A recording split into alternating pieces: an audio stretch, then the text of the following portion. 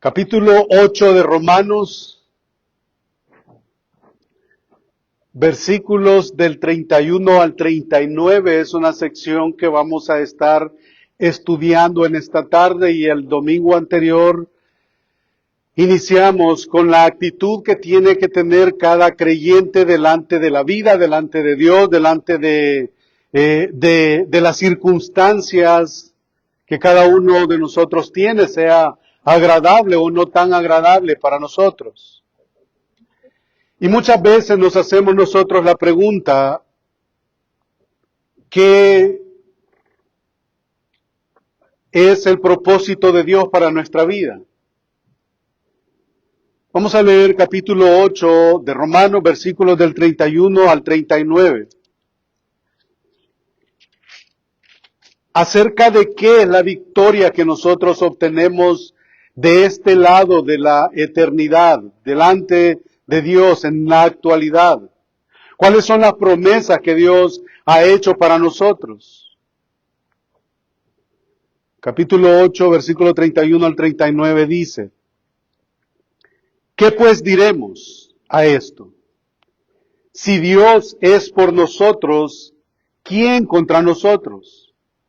El que no escatimó ni a su propio Hijo, sino que lo entregó por todos nosotros, ¿cómo no nos dará también con Él todas las cosas?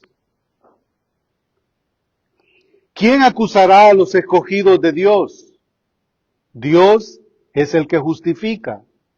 ¿Quién es el que condenará? Cristo es el que murió, más aún el que también resucitó, el que además está a la diestra de Dios, el que también intercede por nosotros. ¿Quién nos separará del amor de Cristo? ¿Tribulación o angustia, o persecución o hambre, o desnudez o peligro o espada?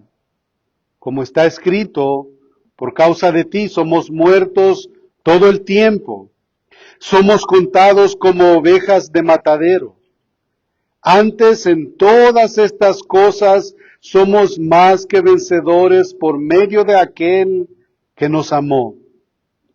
Por lo cual, estoy seguro que ni la muerte, ni la vida, ni ángeles, ni principados, ni potestades, ni lo presente, ni lo porvenir, ni lo alto, ni lo profundo, ni ninguna otra cosa creada nos podrá separar del amor de Dios que es en Cristo Jesús, Señor nuestro.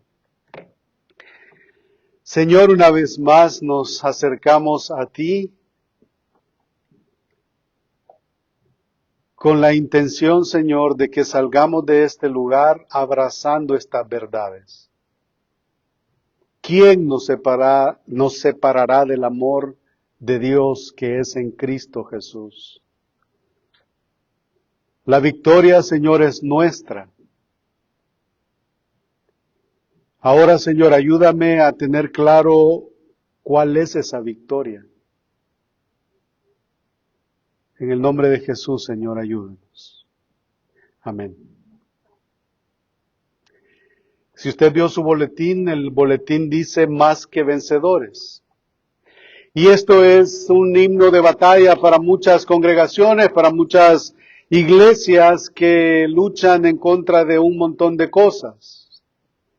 Luchan con sus hermanos, luchan con sus familias, luchan con el Estado, luchan con el demonio, luchan con un montón de cosas, pero más que vencedores, ¿con respecto a qué? Y la pregunta sería, más que vencedores, y ese texto, la pregunta es, ¿qué significa para ti este texto? Y espero que su oído haya sido abierto con la pregunta que yo acabo de lanzar. ¿Qué significa este texto para ti? Pero hermano, puede significar lo que sea, pero ¿qué significa el texto? Esa es la pregunta. ¿Cuántas veces nos hemos o hemos estado en un estudio bíblico y nos preguntan esa pregunta, ¿qué significa este texto para ustedes? Yo podría lanzar la pregunta y decirle, hermana, ¿qué significa este texto para usted? O hermano, ¿qué significa este texto para usted? Y pongamos un ejemplo.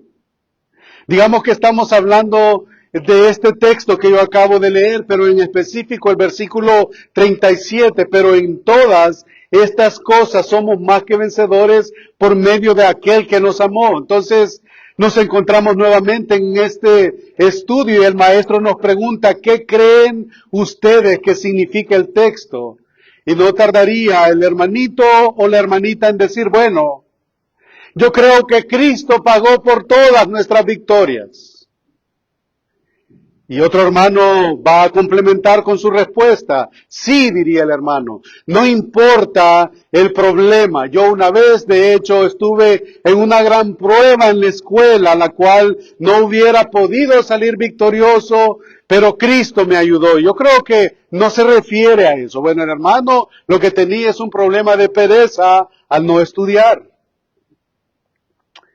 A lo que la hermanita también podría replicar, sí, en Cristo somos más que vencedores. Y tú, hermano fulano, ¿qué te dice el texto? Y el hermano podría decir, este texto habla a mi vida porque yo tuve una enfermedad incurable y resulté victorioso porque sus llagas fui sanado, diría el hermano. En verdad soy más que vencedor y en una ocasión me tocó estar en un lugar así y el resultado de tal pesquisa de respuestas fue un problema. Porque presentó más que cosas triviales, problemas teológicos. Opiniones distintas, si fue que Cristo pagó el precio y yo recojo todos los frutos como si de eso se tratara, a la conveniencia o a lo que mejor me resulte. El razonamiento era algo así. Ahí salió un razonamiento y decías, tú trabajas día y noche y recibes un pago por tu labor. Luego vienes a tu casa y tu esposa toma tu cheque y va y compra un carro, compra el fruto de tu trabajo, compra. Entonces, eso quiere decir que ella es más que victoriosa. Y muchas de estas razones que yo acabo de mencionar, que decían los hermanos en la clase, pueda que no estén mal en sí mismas. Muchas de estas razones pudieran estar fundamentadas, de hecho, en la Escritura. Y mucho de esto pudiera ser verdad, como dije, pudiéramos encontrar textos en la Biblia que de hecho avalen estas nociones, pero la pregunta que está sobre la mesa, si en efecto Romanos 8:37 significa todas estas cosas que yo acabo de decir. La pregunta está en tela de juicio ahí. ¿Acaso mi opinión o lo que el texto habla a mi vida es la pauta para una interpretación bíblica? ¿Acaso un texto puede significar lo que a mí me plazca? Y eso, hermanos, es importante cuando nosotros abrimos la Escritura, porque como dije, hacer este tipo de pesquisas en respuestas o en argumentos puede meternos en graves problemas y pudiéramos incluso negar la fe. Bien, alguien dijo sobre las escuelas de pensamiento que se han infiltrado en las iglesias. Las escuelas de pensamiento se han infiltrado en la comunidad de creyentes, en las iglesias. Y hay tres razones o tres cosas que alguien bien dijo. En un principio, es el primero, en un principio lo que el texto decía, eso era verdad. Eso a través de la historia era lo que se creía. En un principio lo que el texto decía, eso era la verdad. Y eso llevó a los reformadores a hacer lo que sucedió. Llevó a muchos a la soga por causa de estas verdades, porque lo que el texto decía era verdad. Luego, con el tiempo, después de lo que era comprobable, era verdad. Había que ver si se podía comprobar, entonces era verdad. Y ahora, en el posmodernismo, lo que tú piensas o lo que tú digas, eso es verdad. Hasta ahí hemos llegado. Entonces, tras haber examinado la base de nuestra fe y darnos cuenta del fruto que produce el ser una nueva criatura, después de haber examinado lo que dice Romanos capítulo 8, que me imagino yo que lo han leído,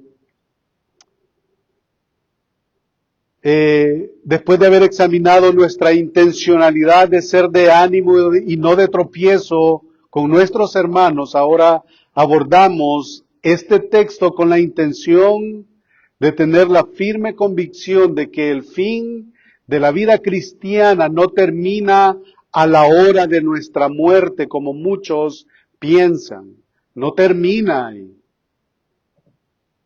sino que el fin o el final de nuestra vida cristiana, hay un lugar que nos espera y ese lugar es en gloria.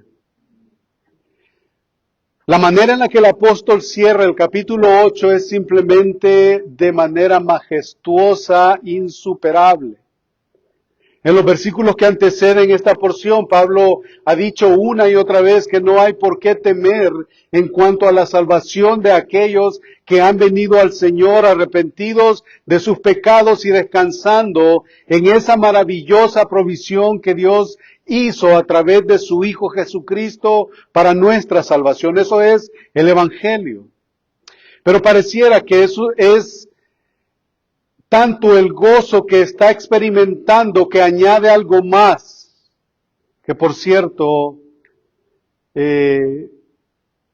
hermanos romanos pareciera decirle, lo que hasta el momento hemos experimentado, ese gozo, esto nos alentará más a seguir esperando ese glorioso día en el que por fin estaremos con Él por la eternidad.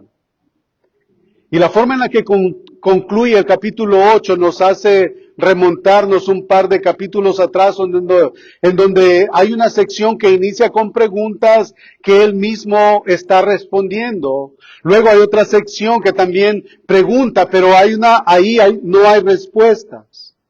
Si yo les invito a que lean la carta de Pablo a los romanos, si ya tienen días de no leerla, si nunca la han leído, yo les animo a que la lean. Y quiero hacer un paréntesis aquí. Y no lo iba a decir, pero lo voy a decir. Si nosotros queremos descansar en el libro de los Hechos como un libro en donde podemos sacar nuestra teología, creo que vamos a encontrar uno o más problemas. Si usted quiere conocer doctrina, lea Romanos. Pero eso me pasó en el estudio de los versículos. Bueno, de hecho, el viernes nosotros estuvimos hablando y argumentando acerca del capítulo 15 del libro de los Hechos, en donde no quería meterme, ya me metí, mira, en donde Pablo habla acerca de cosas que él ha hecho un voto nazareno y él tiene que ir a cumplir ese voto cuando entra en Cencrea. Y estamos argumentando entonces, una vez más, y lo digo y lo menciono porque muy bien dicen los comentaristas, aquellos hombres que ya están antes que nosotros, que no podemos. El libro de los Hechos es la historia de la iglesia, cómo el Espíritu Santo obró en la iglesia y en todos estos hombres, y podemos encontrar doctrinas ahí, pero no precisamente va a ser todo el libro doctrinal. Si queremos conocer doctrina, vamos a Romanos. Entonces quise mencionar eso porque me he encontrado ahí con un poquito de dificultad y se los confieso. En el capítulo 18, de los versículos 18 al 35, hermanos, yo estoy teniendo ciertos problemas con ese estudio. Léanlo ahí y ustedes se darán cuenta porque es que se los digo. Ya hay ciertas ideas y todo esto, pero regresemos acá. Entonces, de verdad, hermanos, estas verdades del capítulo 8 de Romanos o de toda la carta son altamente alentadoras y debemos de abrazarla con toda confianza al ser llamados hijos de Dios, al haber recibido el espíritu de adopción. Eso es lo que está enseñando en su doctrina el apóstol Pablo en su carta a los romanos. Y en vista de lo que leemos de los versículos anteriores, el apóstol concluye en el capítulo 8 con un himno triunfal en nombre de todos los creyentes. Y eso lo encontramos en el versículo 28, siempre del capítulo 8. Y sabemos que a los que aman a Dios todas las cosas les ayudan a bien, esto es, a lo que conforme a su propósito son llamados. Porque a los que antes conoció también predestinó para que fuesen hechos conformes a la imagen de su Hijo, para que Él sea el primogénito entre muchos hermanos. Y a los que predestinó, a estos también llamó, y a los que llamó, a estos también justificó, y a los que justificó, a estos también glorificó. ¿Qué pues diremos a esto? Dice el versículo 31. Y dicho sea de paso, que no se nos olvide que el capítulo 8, versículo 18, también incluye tribulaciones en la vida cristiana, en donde dice, pues tengo por cierto que las aflicciones del tiempo presente no son comparables con la gloria venidera que en nosotros ha de manifestarse. Eso es como decir que vamos a sacar una conclusión de todo esto. Queremos, o qué diremos ante tan grande amor, sería la pregunta. ¿Cuál es la respuesta nuestra a tan grande amor que Dios tuvo que enviar a su Hijo en rescate por nosotros? ¿Cuál ha de ser nuestra respuesta? ¿Cuál ha de ser nuestra respuesta? Miren lo que dice conmigo el mismo apóstol a los hermanos de Éfeso, hablando acerca de estas cosas, en el capítulo 3, versículos del 17 al 19. Efesios capítulo 3, versículos del 17 al 19, para que habite Cristo por la fe en vuestros corazones, a fin de que arraigados y cimentados en amor seáis plenamente capaces, y esto es lo que a nosotros a veces nos cuesta, para que seáis plenamente capaces de comprender con todos los santos cuál sea la anchura, la longitud, la profundidad y la altura, y de conocer el amor de Cristo que excede a todo conocimiento, para que seáis llenos de toda la plenitud de Dios. Esto es incomprensible. Y esto solo nos lleva a decirle a nuestro Salvador, qué glorioso evangelio. Me llamó la atención como Matthew Henry dijo con respecto a este párrafo del capítulo 8, entre más conocemos algo, eso es hablando del mundo en general o de el mundo, digamos, fuera de la iglesia, entre más conocemos algo, menos admiración nos causa. ¿Cómo podemos pensar en eso? Entre más conocemos algo, menos admiración nos causa. Pensemos en el matrimonio. Mientras más conocemos algo, menos admiración nos causa. Y cuando conocemos a la esposa, híjole, estamos ahí que no dormimos, no comemos, no nos habló y no nos contestó, no comemos. Pero una vez casados, las cosas empiezan a cambiar. Hola, antes no era princesa hermosa, te voy a bajar el cielo, te voy a dar ofrendas de sol y todo eso. Y ya después va pasando y se va quedando atrás. Entre más conocemos algo, menos admiración nos causa. Pero cuanto más sabemos de los misterios de Dios en la obra de nuestra salvación, más nos llenan de asombro y de admiración. Y eso es lo que, en lo personal, yo se los confieso, a mí me asombra y me admira pensar en cómo un Dios tan perfecto y tan santo y tan justo y me asombra ver que a pesar de que Él sabía de nuestra condición, antes de venir a Él y ahora incluso ahora que estamos en Él, Él sabía que nosotros a veces nos íbamos a quejar. Él sabía que nosotros a veces le íbamos a desobedecer. Él sabía que a nosotros a veces nos iba a pesar abrir la Biblia. Y incluso en toda esa condición Él nos amó. Para mí es incomprensible. Entonces, cuanto más sabemos de los misterios de Dios, eso es un misterio en la obra de nuestra salvación, más nos llenan de asombro y de admiración. Yo no sé si eso a usted, hermano, le llena de asombro. Porque yo le voy a decir una cosa, cada uno tiene una mente individual, una conciencia que ha sido pegada en el corazón de nosotros y nosotros sabemos quiénes somos. Usted sabe quién es. Cada uno de nosotros sabe quién es, qué piensa, qué siente, qué va a hacer mañana. Si ha dejado algo pendiente en el trabajo o en la casa, espérate que llegue a la casa, espérate que llegue el lunes, vamos a ver cómo lo arreglo. Dios nos conoce. Y aún en esas condiciones, hermanos, debe de asombrarnos el amor que ha mostrado por nosotros. Y dice el mismo Matthew Henry, si alguna vez se paseó Pablo en una carroza triunfal de este lado del cielo, fue en esta ocasión de Romanos capítulo 8, versículos 31 al 39. Entonces veamos también la forma en la que reta a los enemigos de los hijos de Dios que intentan todo tipo de mal en contra de ellos. Y él dice, si Dios es por nosotros, ¿quién contra nosotros? Hermanos, ¿quién podrá infundirle temor a ustedes o a nosotros?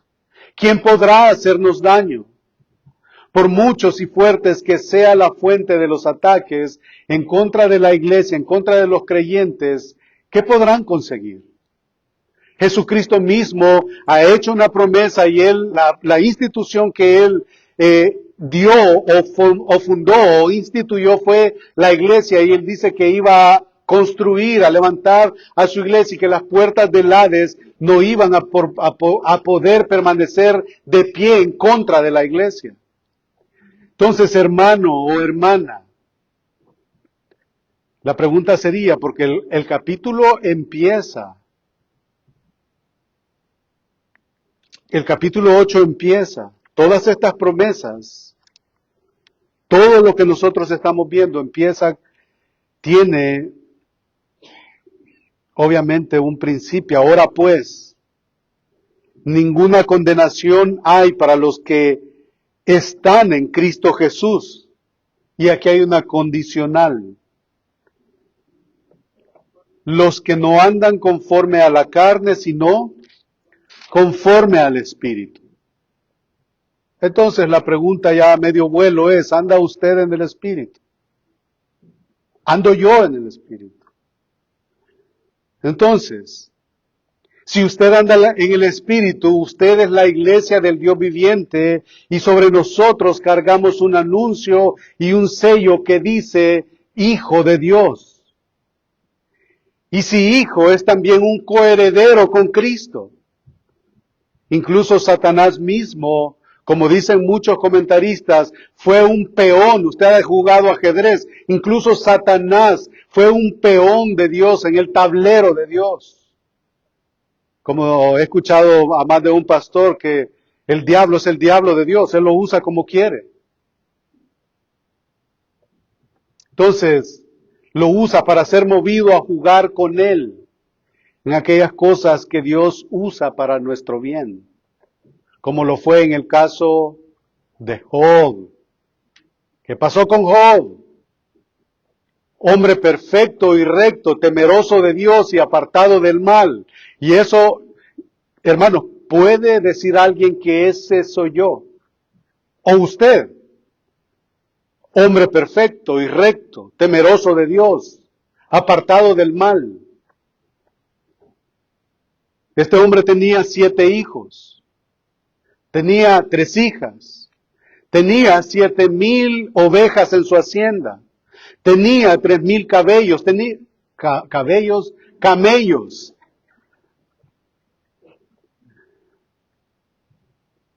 tenía 500 yuntas de bueyes, tenía 500 asnas, tenía muchísimos criados. Era el varón más grande de todos los orientales, dice Job. Cierto día vinieron a presentarse delante de Jehová los hijos de Dios, y ¿quién se había colado entre ellos? Satanás.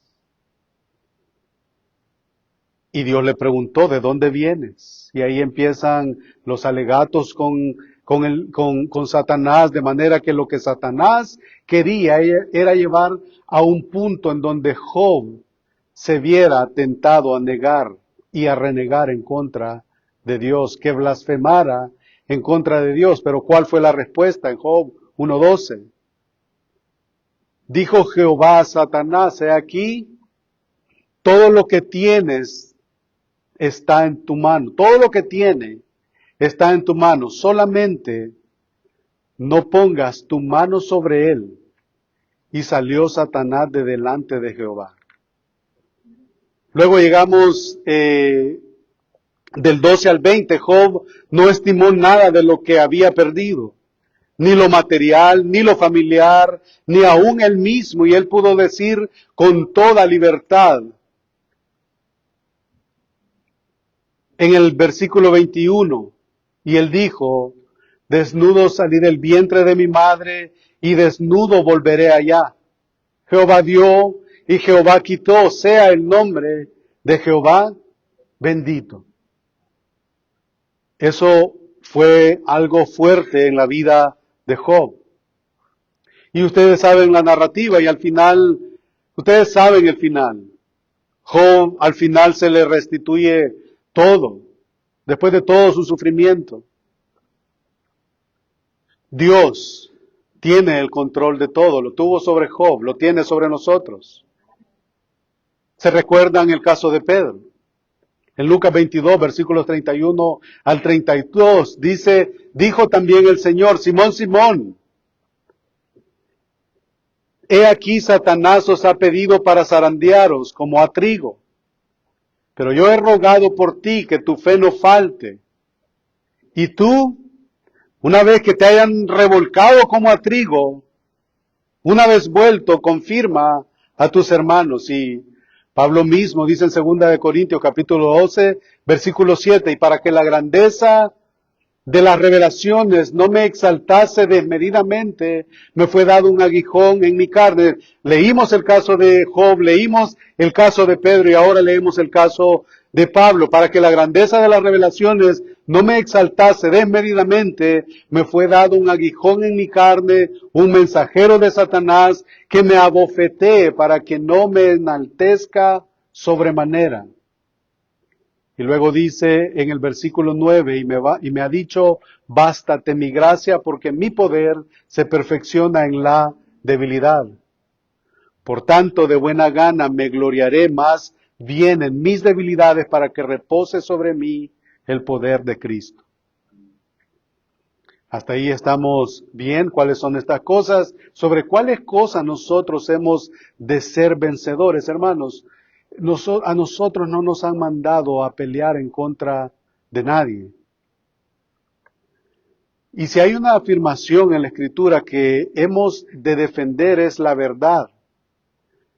En Judas se nos dice de que tenemos que contender ardientemente por la fe que una vez fue dada a los santos. Pero eso es por la verdad del Evangelio.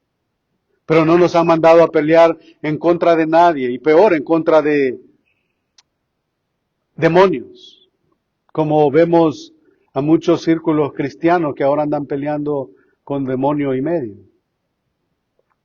Entonces, retrocediendo un par de versículos en la sección del 28 al 30, quedó claro que hay una seguridad inquebrantable con respecto a la elección para la salvación de estos creyentes a los cuales Pablo se está dirigiendo. Sin duda, hermanos, en la actualidad entre el pueblo cristiano hay muchas dudas acerca de estas cosas. Y es posible que cualquier persona o cualquier circunstancia sea la causa de que un creyente pierda su salvación. Eso es lo que dicen. Y la implicación a esto es que si cualquier persona tuviera la capacidad de robar nuestra salvación, entonces esta persona tiene que ser más grande que Dios. Y por eso decía yo que si queremos encontrar doctrina pura, vamos a Romanos siempre. ¿Acaso habrá alguien que dentro de los límites bíblicos y concebibles podría anular nuestra condición actual, que ninguna condenación hay para los que están en Cristo Jesús? ¿Habrá alguien? Por supuesto que no. ¿Existe alguien que sea más grande que Dios? La respuesta es obvia. Por supuesto que no. David declaró con toda confianza y sin ninguna reserva en Salmo 27 del 1 al 2 dice: Jehová es mi luz y mi salvación, ¿de quién temeré? Jehová es la fortaleza de mi vida, ¿de quién he de atemorizarme? Y sigue diciendo: cuando se juntaron contra mí los malignos, mis angustiadores y mis enemigos para comer mis carnes, ¿qué sucedió? Ellos tropezaron y cayeron. La protección de Dios. Pablo no especifica en el versículo 31 qué tipo de personas en particular podría tener éxito en contra de un creyente, pero podríamos considerar el contexto inmediato. Muchos de los que leyeron por primera vez esta epístola de Pablo a los romanos eran judíos y posiblemente estaban familiarizados con la herejía judaizante promulgada por aquellos judíos religiosos que afirmaban ser cristianos, que parecían ovejas y no lo eran. Ellos insistían que ninguna persona, sea judía o sea gentil, podría ser salvo sin antes una observancia estricta en la ley mosaica, en especial con respecto a la circuncisión. Entonces, más que vencedores, ¿de qué sería la pregunta? En el concilio de Jerusalén, lo estuvimos discutiendo el viernes, fue convocado precisamente para discutir y dejar claro este asunto, y podemos hablar al final, si ustedes quieren, de lo que estuvimos tratando el viernes. Y la decisión que se llegó ahí en ese concilio de Jerusalén fue unánime y de un cumplimiento forzoso, y que ningún cristiano debería de estar sometido a ningún ritual de la ley de Moisés. Gálatas capítulo 3, versículo 10, que aquel que quiera vivir bajo la ley está bajo maldición. Bajo maldición. Si quiere leer más de esto, vaya a Hechos capítulo 15 y lea todo el capítulo, lo que este concilio estuvo tratando. Entonces, de hecho, la razón principal de la carta a los Gálatas se trata específicamente de esto: contrarrestar contra herejías de los judaizantes. Entonces, en la actualidad, usted conoce varias denominaciones, principalmente católicos y carismáticos, que enseñan que alguien puede perder su salvación. Y esto nos llevaría a retomar lo que hemos estado estudiando en algunas veces, de lo cual se deriva la doctrina de la justificación. Algo que a la luz de las Escrituras nos dice que es que cuando pensamos y aceptamos la soberanía de Dios, recibimos más luz en cuanto a cada doctrina que abrazamos nosotros. ¿Por qué? Porque la soberanía de Dios, o en la soberanía de Dios, es donde cuelgan todas las demás doctrinas. Imagina lo interesante que esto es. Y para hacerlo más vívido en cuanto a nuestro contexto y de manera de aplicación, ¿acaso hay algo que está estorbando en nuestra salvación? ¿O hay algo que no está arrastrando o nos está arrastrando a dudar de nuestro soberano y gran Dios? ¿Habrá alguien que está entre nosotros que está dudando acerca de su salvación? Porque el versículo 32 dice: el que no escatimó ni a su propio Hijo, sino que lo entregó por todos nosotros, ¿cómo no nos dará también con él todas las cosas? Y en esa argumentación Pablo continúa diciendo, ¿cómo sería posible que los que una vez fueron causa de ese sacrificio expiatorio y sustitutivo de Cristo, recipientes del amor de Dios, de repente sean expulsados de su familia y de su reino? ¿Cómo es posible eso?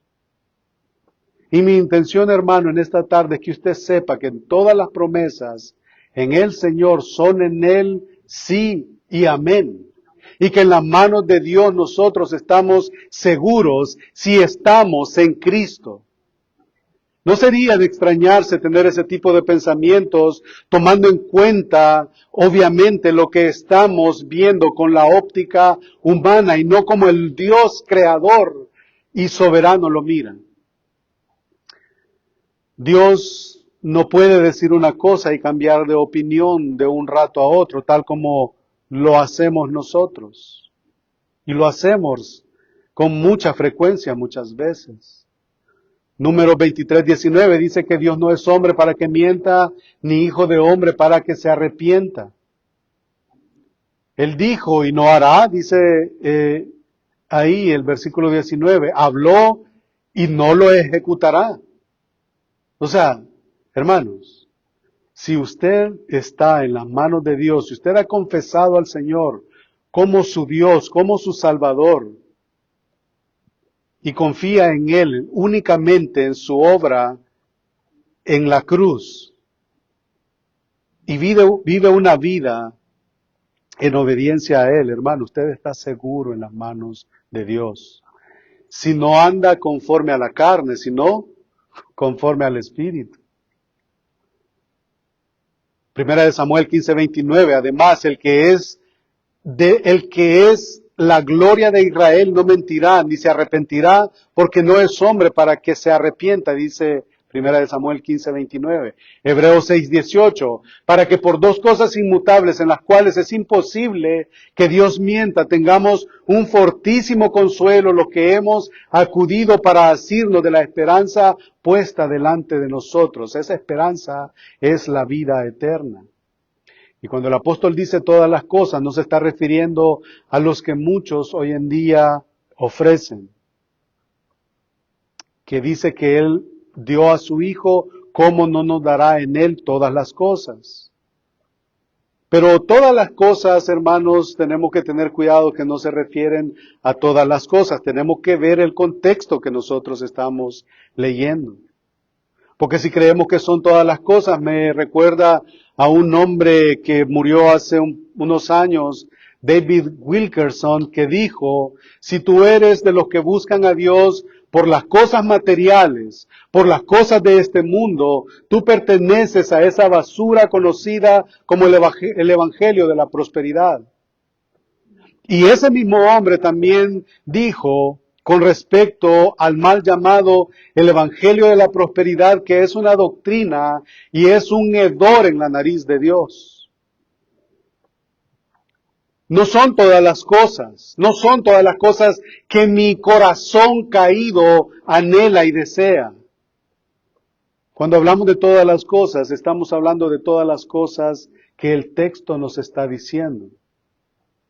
Hermanos, a causa de la naturaleza caída es fácil que nos veamos tentados por desear cosas que el mundo ofrece. Nosotros muchas veces decimos amar a Dios sobre todas las cosas, pero ¿será que le deseamos más a Él que a todo lo demás? Mencionaba temprano que a veces nosotros cantamos muchas cosas que resultan ser mentiras en nuestra propia vida.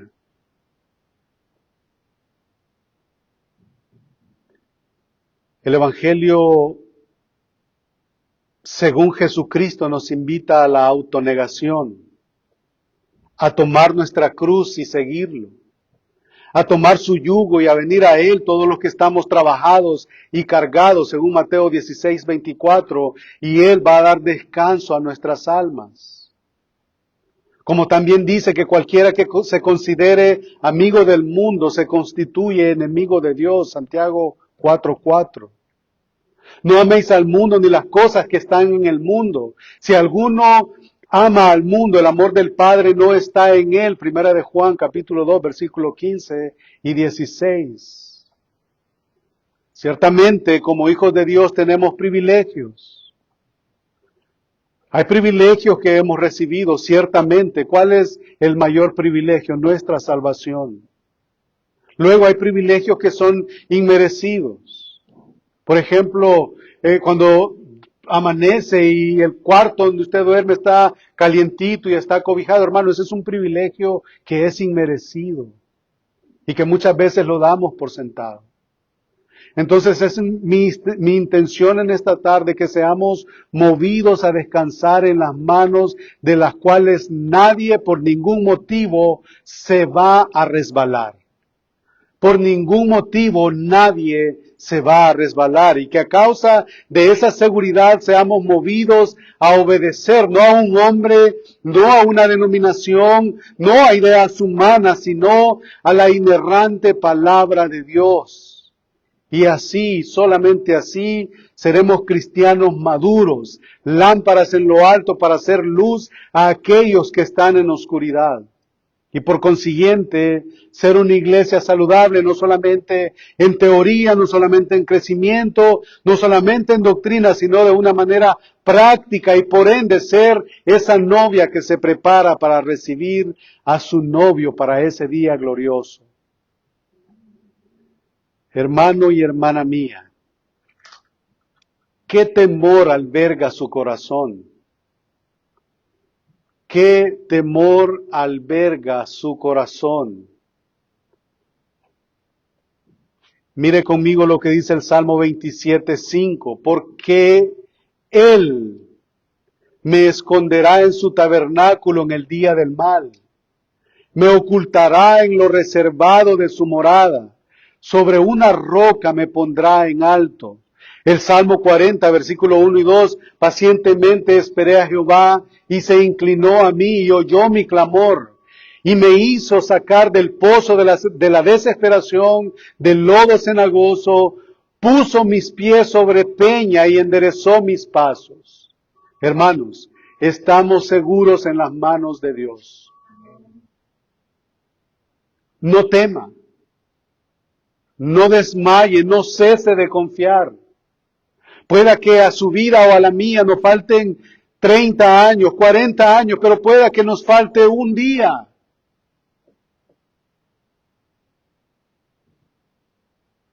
Y no perdamos la confianza, no perdamos la promesa o no perdamos de vista las promesas que Dios nos ha dado. Hermanos, estamos seguros en las manos de Dios.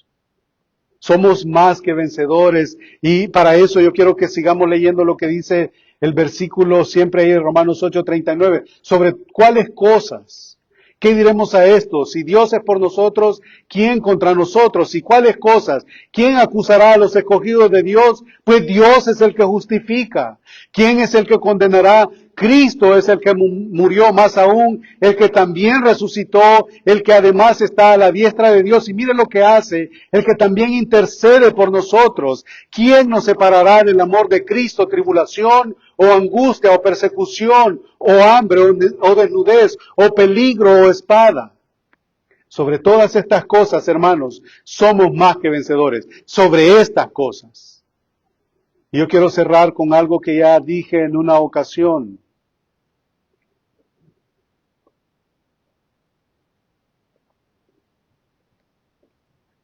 De algo que yo leí, alguien se va a recordar de esto. Después de un naufragio en una terrible tempestad,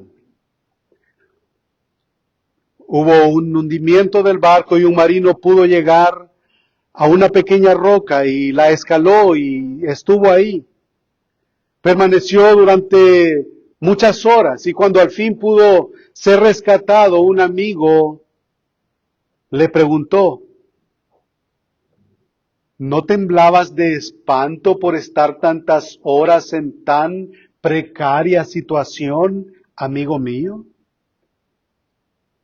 Y el hombre, el náufrago, le contestó: sí, la verdad es que yo temblaba mucho, pero ¿sabes qué? la roca no temblaba. Y esto fue lo que me salvó. Hermanos, nuestra roca es Cristo y es inamovible. No se moverá. Por fuertes que soplen los vientos, por dudas que se aniden en su corazón, yo puedo dudar, pero Cristo no se moverá. Amén. Que el Señor bendiga su palabra. Padre bendito, una vez más te agradecemos por tan precioso don inefable y esa esperanza gloriosa de la vida eterna. Permite, Señor, que nosotros permanezcamos como aquellas grandes máquinas permanecen en el muelle, anclados en tu verdad.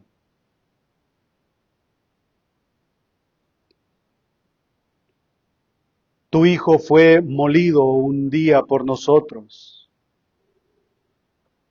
y en ese día llevó toda la carga y todo el peso de nuestro pecado, grande o pequeño, llevó nuestro pecado. Así que, Señor, gracias por lo que ganaste en la cruz para nosotros. Nosotros éramos indignos, Señor, y ahora tú nos has adoptado en tu familia. Y por la sangre de tu Hijo Jesucristo tenemos el perdón de nuestro pecado y el regalo de la vida eterna.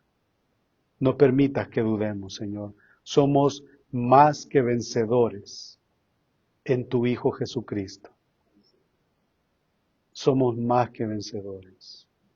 Que podamos, Señor, continuar nuestros días sobre esta tierra con la firme convicción que tú nos sostienes y nos sostendrás hasta el final, para que un día podamos verte en todo tu resplandor y en toda tu gloria.